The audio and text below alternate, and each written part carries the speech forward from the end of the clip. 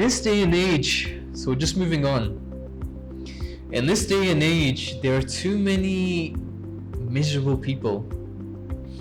And you sadly see this, you see images like this, youth in corners smoking away like chimneys. You have adults smoking away like chimney, you've got elders smoking away like chimneys. People seem to be doing things, but they're not aligned. And largely they are miserable people and not energetic enough. They're not alive. They're literally just crawling in life. They're choosing to crawl. What we need to do now, what the challenge is and why I set up the Academy of Champions, is to create more passionate people. People with energy, people with zest, that are alive and charged. And so what I want to share with you is that in order for you to come alive, you must know thyself. You must know yourself. That's the first thing. In a circle there are 360 degrees. Okay? In the circle is 360 degrees. I want you to imagine 1 degree, which is you.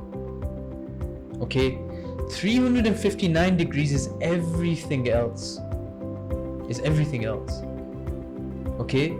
Now if you lose yourself, you will find this world. In Pakistan we have this thing, log ki kahenge. Like, people will say all sorts. This is the thing. And because we're in the Islamic Republic of Pakistan, I'll give the spiritual context, I'll give as the Islamic context. Okay? Now, people that drive the spirituality, what you need to think of is, when people say log ki kahenge, right? What will people say? The thing is, Allah is Mu'izz, the creator, the nourishes, the sustainer. He is the giver of honor, He's the giver of dishonor. So you don't need to worry about what people say. Let the nourisher, the sustainer handle that. Okay? Then people fear death. Okay? The creator is Muhyi and Mumit. The creator is the giver of life and the giver of death. Again, that's something that you don't need to be concerned about. Okay? And then the other thing, with an economic downturn, now we have this increasingly all around the globe, right? Allah is Ar-Razzaq. The creator is the provider. They say that, and I hope they share the subtitles for this, they say that रिज़्क़ आपको इस तरह ढूंढती है जिस तरह मौत ढूंढती है. That your providence will find you as death does. So I've just translated that as well. And so again, you need to work hard, you need to do your best and let Allah do the rest. You need to do your bit. Okay, and in terms of energetics, when you put energy out, energy cannot be created or destroyed. Okay, it can only change from one form to the other. When you give that much energy out, that much energy must come back. You must have that faith. And I will explain that in a second in more detail. So going back to the circle and the 360 degrees, if you lose yourself, you will find this world. If you find yourself, you will lose this world.